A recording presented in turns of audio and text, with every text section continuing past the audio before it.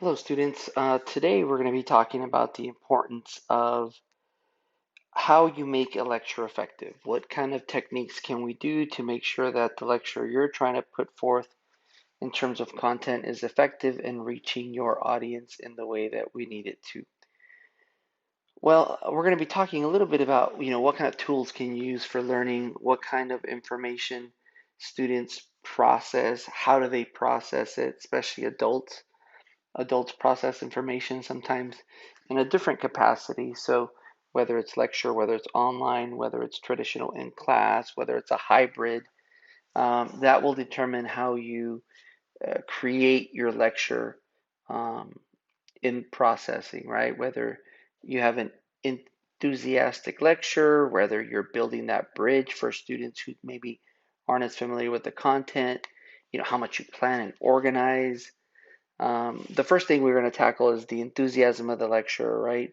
The importance of being sincere, having an interest in the content, being exuberant in the way you're presenting it, the confidence to you.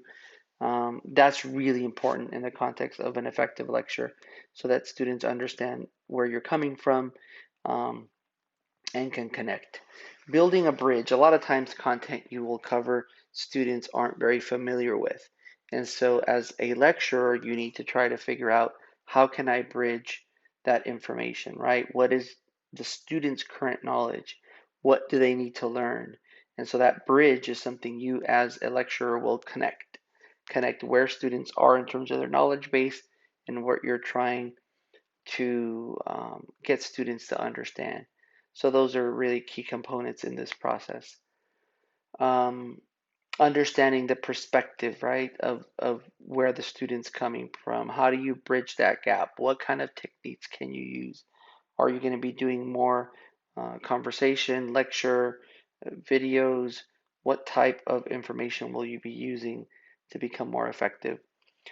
So the Cranton book talks about how a lecture should be organized, right? It talks about the introduction, the body, and the conclusion. So an effective lecture should have some type of introduction that creates curiosity and interest in that particular topic and that you'll be doing.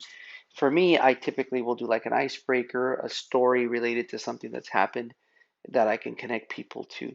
The body is the actual content. Um, Really talking about the information in the textbook, talking about the information directly connected to the story. And then the last part, the third part, is the conclusion, where you're bringing the entire class to an end. You're creating questions to make sure that you're checking for understanding and that it's effective in terms of the way you wanted to present it.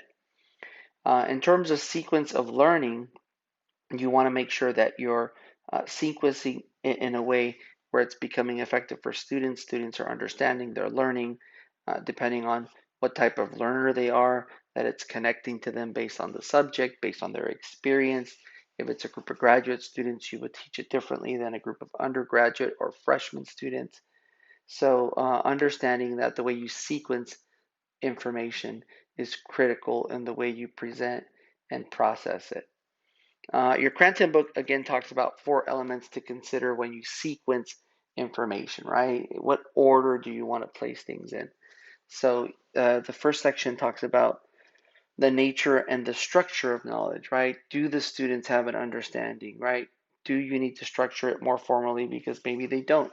Again, when you're teaching introductory coursework like at the junior college or you have freshmen, they may not have a lot of background, so you have to structure things in a way that is a little bit more foundational, right? The next is the experience and characteristics.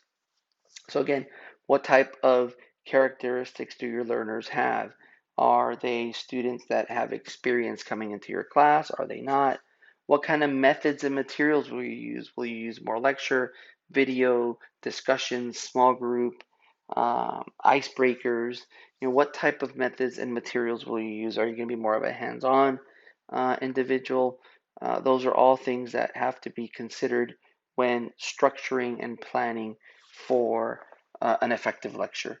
The context of teaching and learning experiences. Again, do students have a way to connect it to reality? If not, finding a way to pull that in so that it becomes a reality and a connection of context in their reality, right? Sometimes it means using technology where students nowadays are more open to using technology and connecting it in that way. So understanding that those elements are critical in considering the sequencing of a lecture, completely critical to how you process that. And your book, the Cranton book, has a lot more details as it relates to it. Specifically, I really like the Cranton book as it relates to this particular information.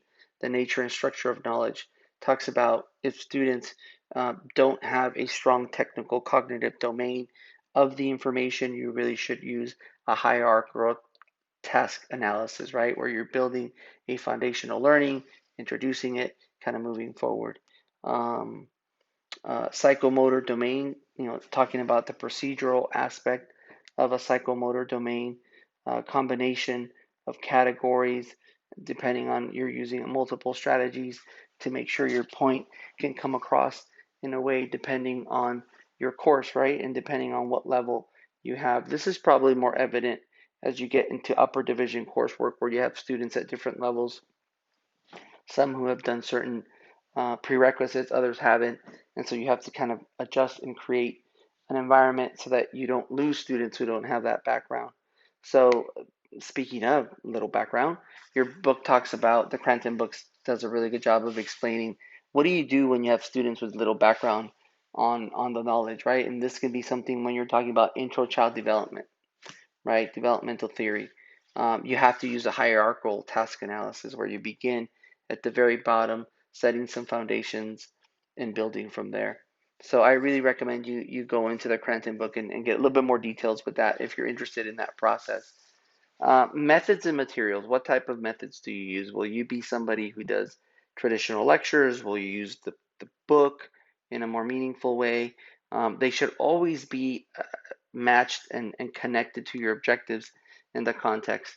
Part of your exercise you had last week was building objectives for your lecture because they really should be connected. My typical in-class face-to-face lectures include an agenda, which have objectives for that particular lecture. Pretty similar to what I do with you guys with the overview and really building modules. I think modules kind of have them built in, whereas when you're meeting face to face, I like to build agendas to be able to connect those objectives and context. Um, some methods require more student involvement, right? If you're doing small groups, they're going to have to be engaged. Others require less. Some methods require more instructor preparation, right? If you're doing more hands-on activity, you have to prep to work ahead of time to make sure you're ready for that hands-on activities, right? Especially if you're using it for them to understand the context. Context of teaching and learning, right? What time is the course? Is it an evening course? Is your class 50 students? What kind of materials do you have available? I've taught during the day, I've taught in the afternoon, I've taught in the evenings, and by far your evening coursework is part of the most challenging because a lot of your students have had a full day of work, you're late in the evening, and so you have to be more engaging, you have to have more hands-on material. When I teach at Cal Poly, those classrooms typically have between 50 and 60 students. So that's a very different way to teach versus, at Laverne, which typically has between 10 and 15 students. So those are all things that you have to take into consideration. So what do you do to get students to pay attention, right? And so again, you have to engage them, you have to connect with them. Part of what I like to do at the beginning of each semester, especially with my face-to-face coursework, is to really do exercises where you get to know them, get to understand their background, to be able to focus and maintain attention, right? Use key phrases that will keep them engaged. Find out what it is that they like, whether it's, career aspirations, a passion for research, maybe they want to be future instructors. And so those are things that you want to try to engage and use in the context of your day-to-day material to be able to get that connection with them in a more valuable way where you don't lose them, right? Sometimes changing the environment. There were times in the evening that I would hold half of the class outside and then the rest of it would be inside. Hybrid courses are work well for this because you're not meeting every week, right? One week you meet face to face, another week you meet online, right? So sometimes changing in the environment can be helpful in making effective teaching. Motivation. How motivated are students to do well? How motivated are you to make sure you're getting the material off to the students? So motivation is a key thing to get students a base understanding. Breaking up the lecture, especially in the evening when you have 3 hour classes, sometimes you have to break up the lecture into multiple parts just to make sure you don't lose students and they continue to be engaged. So that again, when you have long 3 4 hour, that becomes really critical. Technology, this is big for me, whether you're incorporating videos, discussions, a whole number of things. I think the use of technology becomes incredibly important, especially when you're trying to be effective in terms of keeping students' attention and listening. Even these videos, I try to keep them kind of short just for that same reason because you tend to lose students after a certain amount of time. Should students take notes? Your text talks a little bit about that, and you're going to get different opinions, right?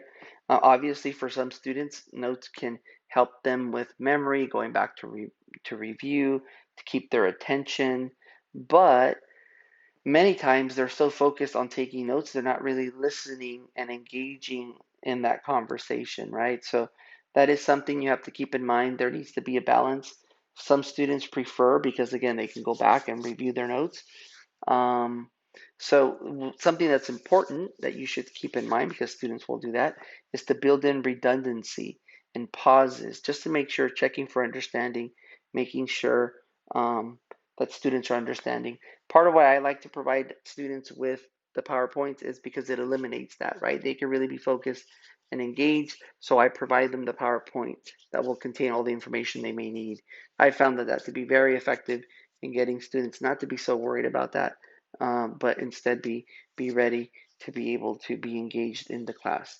So lectures can be effective as well. Again, you don't want to do just strictly traditional lecture all the time. The point is that there are times that lectures can be effective, but it's also important to engage and try different things and techniques. Hopefully, this information is helpful, and we'll see you guys next week.